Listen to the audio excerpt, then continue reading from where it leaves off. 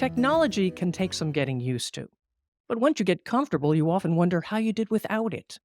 It's that learning curve that can mean bumpy times, and we do seem to be dealing with some of that turbulence right now with artificial intelligence. Foster and Motley's Dave Nienaber and Tom Guidi are with me, Patrice Sikora, to talk about the possible roles of AI in wealth management. Gentlemen, good to have you both here. Tom, why don't you please kick off the conversation with an explanation of AI and its cousin, machine learning? Thanks for having us, Patrice. We certainly appreciate it. I know artificial intelligence sounds like one of those futuristic things that we expected decades into the future, but suddenly it's upon us. So artificial intelligence and the less talked about machine learning have taken a center stage in the last 2 years as companies across the world aim to quickly adopt its new technologies. Although the AI boom is still in its early stages, the benefits of adoption are quickly changing how many different businesses operate. Companies are trying to figure out what works and what doesn't work. You might hear both these terms, AI and machine learning, and not know exactly what they are. So, for quick reference, artificial intelligence, or AI, is creating intelligent systems using computers. So, machine learning is actually just a subset of artificial intelligence. So, not all artificial intelligence is machine learning, but all machine learning is part of the artificial intelligence universe. So, it allows systems to learn and improve. So, most AI systems that we talk about today are part of machine learning. So, ChatGPT, about a year and a half ago, so early 2023, became very talked about. But today, there's many competitors. Uh, some of the popular ones are run by Google or Microsoft's Copilot. And a lot of stock market activity in the last 18 months or so has been driven by exposure to artificial intelligence. But in the business community, the benefits aren't fully understood yet. So people are still trying to figure out what works and what doesn't work. True, true. And we're using it. Lots of folks are, or at least testing it out. Yeah, absolutely. You can't turn anywhere without mention of AI or Chat GPT. And I'm glad you looked it up because there's a lot of elements to today's podcast where I would not pass a final exam. And that's just one of those areas. But, just because there's a lot we don't know doesn't mean we can't talk about it and how we're thinking about it. So how is this AI machine learning disrupting any of our industries here, Dave? Well, we can talk about the ways that we're seeing it at Foster and Motley. We can talk about the different clients or companies rather that we invest in and how it may be changing their business. But I think it's first most important to recognize that change is normal.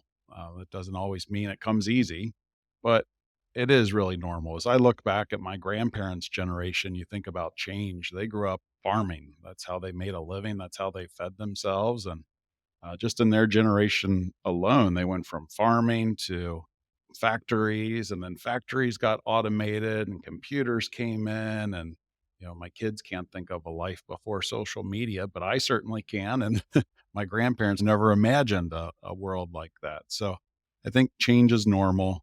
I look back even at my experience going to visit my dad downtown here in Cincinnati. You go downtown and things are very different. It used to be Cincinnati Bell was the major employer, and those jobs went away. And I was just talking to someone the other day that worked at the Delta reservations office, and there were hundreds of people taking flight reservations over the phone. So there's just so many ways that our world has changed in one generation. And here now it's our turn to talk about this new technology and how it could impact our lives. We just know that it's a very popular topic, and we want to share the ways that we've seen it at Foster and Motley, the different companies that we invest in. And just because you're an expert doesn't mean you shouldn't talk about it at all. I guess, Tom, it would be helpful to hear as we look at companies that we invest in, what are the ways that we see AI impact the businesses that we invest in, helps them become more profitable, more valuable businesses? Sure. So Yeah, when people first hear about artificial intelligence, they think about big software providers like Microsoft or Google or Amazon even being software providers, uh, creating some of the tools that companies use. They think about the hardware that goes into artificial intelligence systems. So today, a lot of people talk about NVIDIA, but there's some smaller players as well that provide a lot of that hardware. But really, artificial intelligence in the end has to improve the world for the rest of us, not just the engineers, the software and hardware engineers. So, artificial intelligence is rapidly being adopted to improve efficiencies and things like supply chain management, which is just how to get products time in a timely basis from one place to another, uh, inventory management, which could be quality control or price setting systems, forecasting demand for products, uh, equipment maintenance, customer service automation. We've seen this in the past. Um, Chat GPT, in its essence, is really a intelligent chatbot that communicates clearly. We've all had experience with chatbots in the past that did not communicate clearly. So certainly there was some room for improvement. So automating some of that customer support system, so that maybe we're not as easily identifying whether we're speaking to a human agent or texting with a human agent, or if there's some artificial intelligence behind those that we're communicating, or even firm management. We're seeing that as well. So it could be how you schedule uh, employees to work, how you provide security. So these are all ways that different industries are trying to implement artificial intelligence. So it does also ask the question, so how are we at Foster and Motley as a firm trying to use artificial intelligence? And I think we're very sensitive about using artificial intelligence. First off, because we're worried about the security because our clients come first. And we don't want our client data to be compromised by exposing it to artificial intelligence systems. But we do want to receive the benefit of maybe being a little bit more efficient and timely and best serving clients as well. So by balancing those two things out, we want to make sure that our systems or our client data is not exposed to the public by utilizing some of these artificial intelligence systems. So, for our work in investment management, we've experimented in using artificial intelligence to some degree to help with the research process. So, digesting large documents, putting together presentations more efficiently. Dave, how have you used artificial intelligence from the financial planning process? Yeah, in several different ways. It's funny you mentioned presentations. I just assumed the associates were so good and had all of these skills coming out of school that they didn't teach you and me. So now I have to be careful on how much credit I give to the associates versus the AI that generated the presentations we review. Well, they're just using the tools that are available to them. And sometimes those young people are better at using the new tools than us folks. You just take a little bit of time to catch up, that's all. You'll get there. They'll teach us. Yeah, I think one area we've seen AI enter the equation and we've been very open minded with it is around meeting notes. And I mentioned going downtown and just seeing the change. You don't, Cincinnati Bell's no longer there in the call center to book a flight. When I was a kid, I would go visit my dad at the bank, and he had a dictation tool where he would dictate his notes. It would be recorded. Then someone else would type up the notes and probably print them and save them in a file somewhere. So fast forward to now, I just talk like I'm talking here to my computer, and it picks up my meeting notes. It summarizes the key takeaways. Now I'm giving it this information in the signing task. Okay, the client is going to do this. Foster and Motley's going to work on a tax projection. You name it. When I came here, I was kind of surprised we did meeting notes. Now, it was a long time ago. That was 14 years ago. But I look back on it, and I don't know how we do our business without meeting notes. I just think they're so vital to the work we do, to the accountability structure to help clients see that they are, in fact, making progress as part of the financial planning process. So I pick on meeting notes first because it's a very inefficient process, but it's very valuable. So it's something we want to do. Our clients value it, our teammates value having that summary. So we've been looking around. And of course, when we see promises that, hey, AI can change your meeting notes, we're all ears. We want to check it out and see if it really can save us the time while giving the clients that same experience and value. And unfortunately, at this point, it's probably what you expect. It's just not that great. I've read articles where it touts how great these meeting notes are. And it's like, look at this wonderful example. And I read it and I think, that doesn't tell me anything, and I would be embarrassed to put that in front of clients. So we've tested several services like those. Of course, they'll continue to get better, but that's just one area where um, when high effort meets high value, there potentially could be areas where AI could come in and improve that.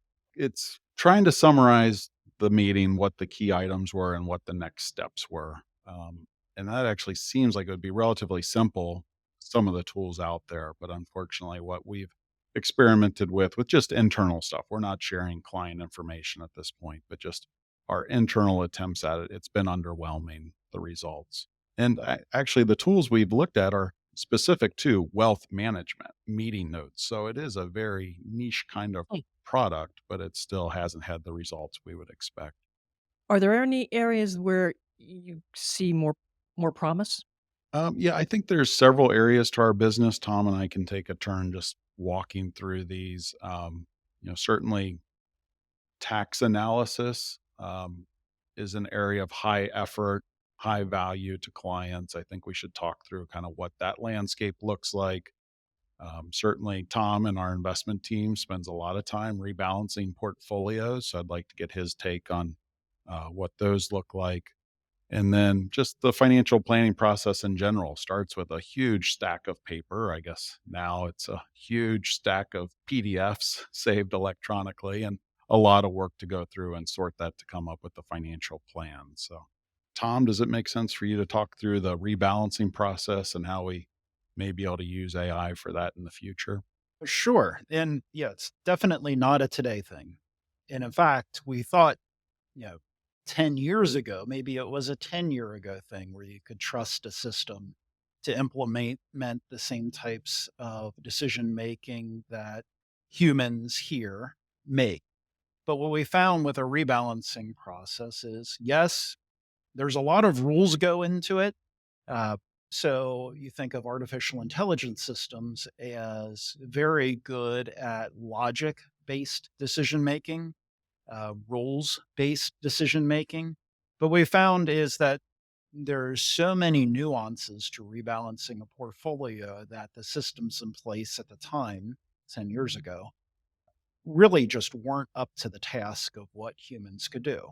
So some of those rebalancing decisions are, very simple. It's how much do you have in things like stocks and how much do you have in things like bonds? So risky investments versus low risk investments. But it breaks further down into, okay, how important it is to be balanced between how much US stocks you have and versus international, or within the United States is how much do you have in tech stocks versus financial companies.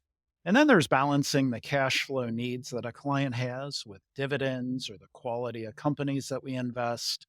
So in the end, what you have is a lot of rules, and you have to balance the importance of each of those rules. So, trusting an or a rules based system back 10 years ago really wasn't up to snuff. It couldn't handle the amount or the nuance for the investment decision making process. But we do have hopes that it'll continue to get better, that some addition of artificial intelligence will able to appreciate the nuance, appreciate the types of decisions that we make as investment managers, and learn over time to be able to better help our rebalancing process with investment managers. And Tom, in that whole thing, you didn't even mention the tax impact. So not Oh, only are we yes. trying to get the allocation right and sectors right, but the tax and realized gains, obviously, that's a component of that decision as well. Right. And though we don't have trading cost for the most part anymore, there's certainly a tax cost with all investment decision making. And that tax cost actually comes in a few different ways. It's what account holds what investment. Is it held in an IRA or is it held in a client's brokerage account, joint brokerage account? That can make a tax difference. But it's also, when is it worth selling something? If it's at a very large gain, maybe we hold off on that sale. So those are all some of the decision making behind the scenes when we rebalance a portfolio that sometimes would short circuit a very rules based program. But we have hopes that as you add artificial intelligence to the process, especially an artificial intelligence that can learn over time, it can appreciate some of that nuance. Makes sense. Talk some more about the tax implications here, because there's so many things that come out of your tax bracket. So many things are impacted by that. Yeah, I've spent a lot of time thinking about tax advice and AI, and I'm frankly optimistic about its opportunity to help clients make more informed decisions. Um, kind of like rebalancing a portfolio, a lot of it follows logic, although some people would argue with me thousands of pages of IRS code defies logic, but you can teach a system what the IRS rules are and try to get advice from it. I just look at the Foster and Motley experience of with giving tax advice over the last 5 years, and we've had some meaningful positive change. We used to go from a system that you would have thought was from the 80s. It was all but a DOS screen on how to input tax returns and use it to give advice. And, while it was a competitive advantage to the Foster and Motley team to know how to use that system and give tax advice, it just, as a result of its complexity, was not, uh, you know, advice that could be given to a lot of people. It was highly specialized. Fast forward to today, we use a new software program called Plan, and it does a much better job at alerting advisors to, hey, this client's under this bracket, consider doing this, or be careful of this $10,000 more in income. And all of a sudden, you're going to have an unhappy client because their Medicare premiums just went up. So, like investing and rebalancing, tax it has a number of different dimensions to it. So Patrice, you could come to me and say, hey, I'm thinking about taking $10,000 more out of my IRA. I could go to a tax bracket and say, "Yep, you're in the 22% bracket. It's going to cost you a couple grand in tax." But the tax software, what it would not help you understand is just, does that impact capital gains that you've already realized? Would that Mm. take you into higher gain bracket? Would that cause more of your Social Security to be taxable? Would it cause you to pay more in Medicare premium? So just like the rebalancing process with portfolios, the tax software has to be able to look at those different dimensions as well. So, while a competitive advantage for us may be eroded as this software becomes more accessible to more advisors, I think ultimately that's a good thing. I think more people can get tax advice and be able to understand better their return and have a multi year strategy on how to pay the least amount of tax along the way. Maybe AI should focus on that tax document, those thousands and thousands of pages. Can you imagine the interpretations we'll get out of that? Yeah, I've always thought it'd be fun to have our representatives fill out their tax return with pencil and paper and let us know what kind of results they get. True, true. So tell me some more, Tom. Talk to me about estate documents. Do you see any impact here? A lot of this seems to be very subjective too. AI is not getting to the human subjective decision making. Right. It really, in this case, the tax documents, it's giving you options. It's giving you options to consider. It's pointing those things out that might not be obvious at first glance. So it's not making the decisions for us. It is just a tool that we utilize to understand some of the things that are available to us. And this has advanced a lot over the last 5 years. I know there was a lot of that tax planning work that Dave was alluded to that was done by just running scenarios, just testing and retesting to see how things change if you change the numbers. So the estate planning documents, that's I think really in Dave's area as well. And the estate plan, I had mine done a few years ago. It was a document that Took me a long time to read because I'd start and stop a few times. I can't imagine sitting in Dave's shoes and doing that on a regular basis for all of our clients, but it's certainly something that's worth reviewing. So, Dave, how do you envision artificial intelligence touching that area?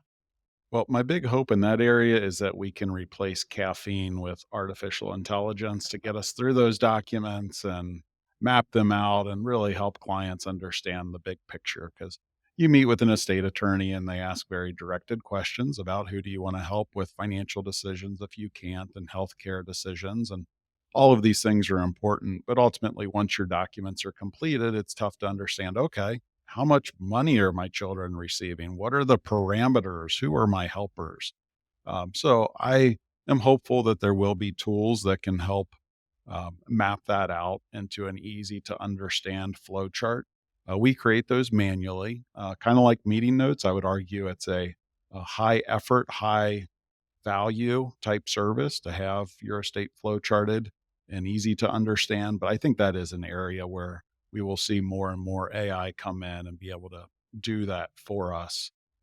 Again, like the meeting notes, there's tools that say they can do it, but I'm still a little skeptical, but I'm sure we're trending in the right direction where that'll become more accessible to more folks. Do you see AI becoming a challenger to financial advisors? Yeah, I think that's a great question. Um, Maybe. There's certainly been in the last several years a big trend toward is robo advising, where and really the advising at that point is managing portfolios, managing a very simple portfolio of some exchange traded funds or mutual funds primarily. Um, but that's just one aspect of wealth management. But if you add artificial intelligence, we spoke about potential abilities with tax planning. We spoke about potential abilities with uh, estate planning documents. So, as artificial intelligence builds these capabilities, I think we have to step back and say, okay, is this a competitor or is this a tool that's available to wealth managers? And I think, a little bit of both. We have to appreciate the fact that, yes, clients are paying us for a service and really understand what is the value in that service. Uh, Vanguard did a study, and they periodically do. The most recent study published, I think, is a 2022 Advisor Alpha study, and it really broke down what is the value that an advisor brings. And they came to the conclusion that advisors really do bring value. They bring about, and they put it in percentages, about 2 to 3% better than what an individual would likely do on their own. Now, that's probably the median.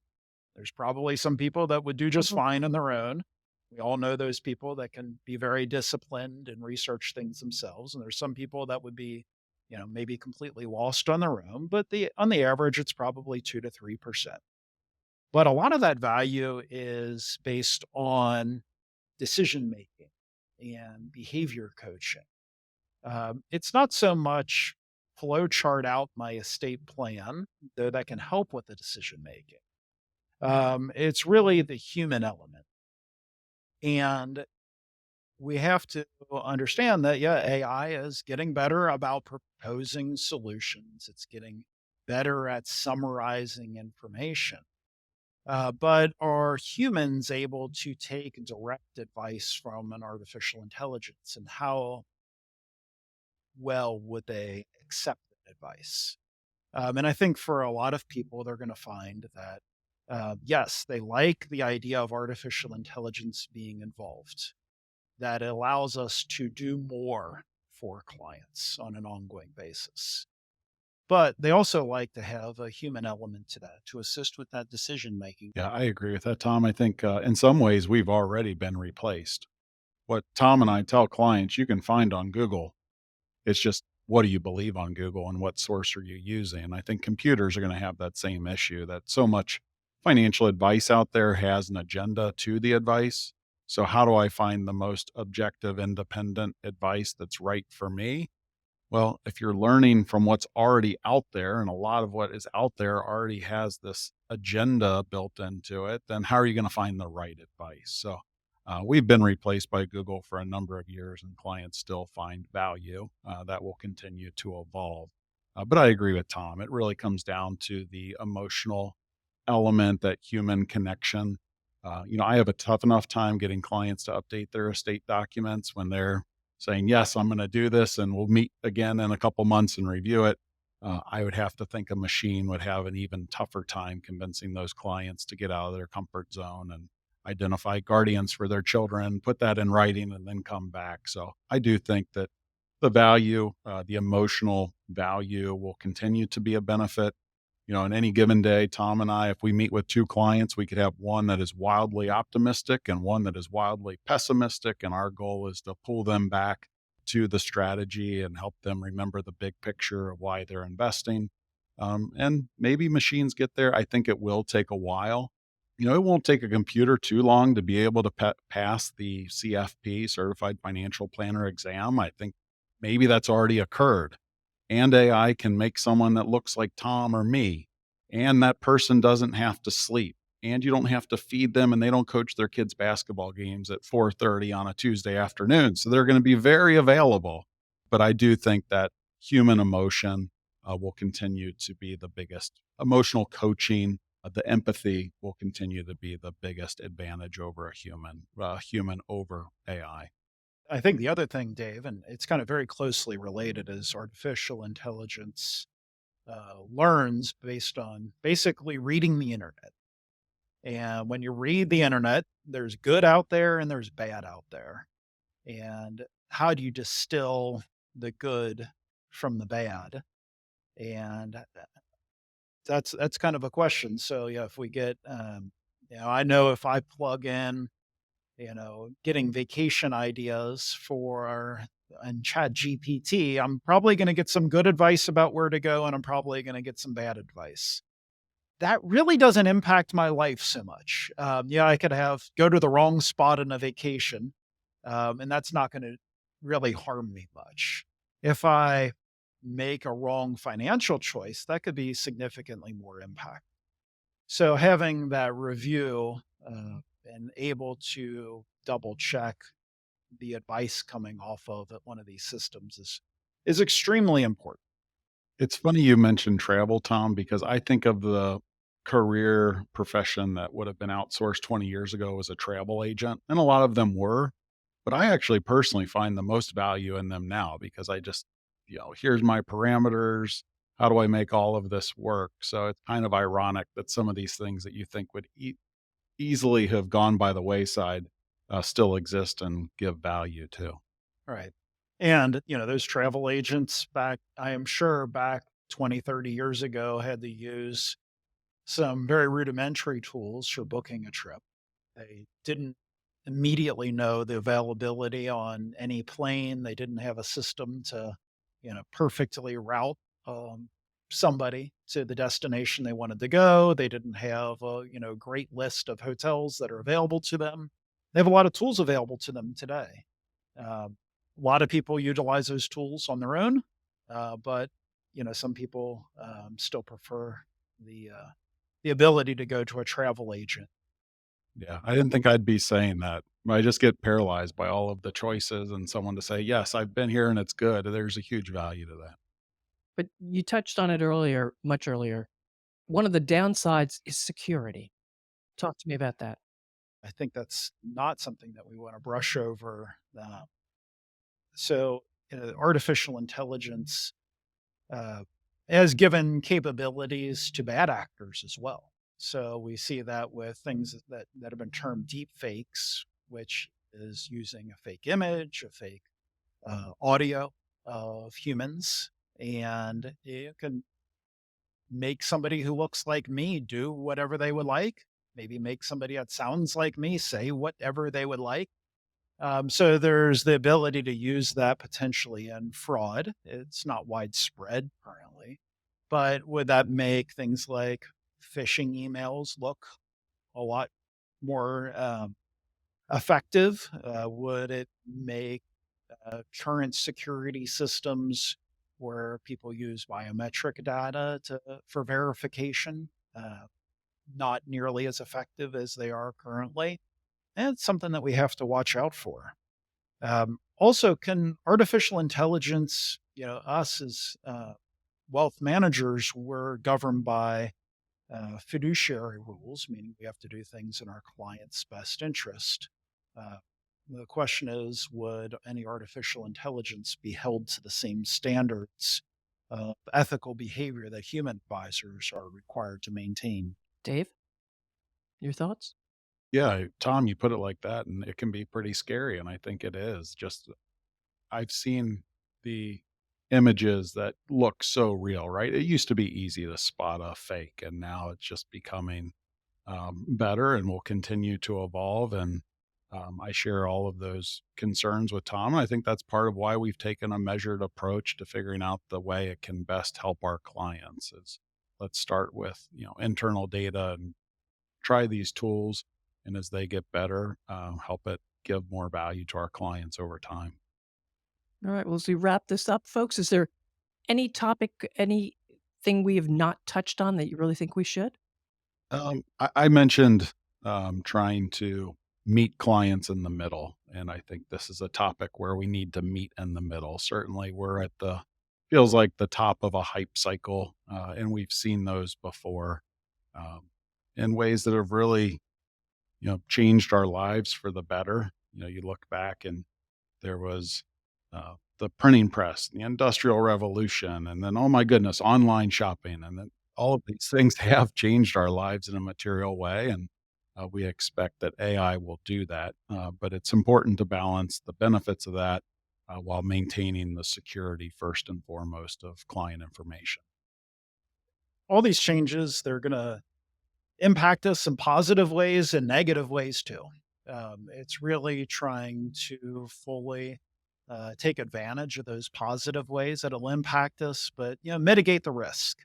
And that's really the way that we're looking at this, as well as any new technology, because we don't know what else is going to come down the road. But we know that things are always changing.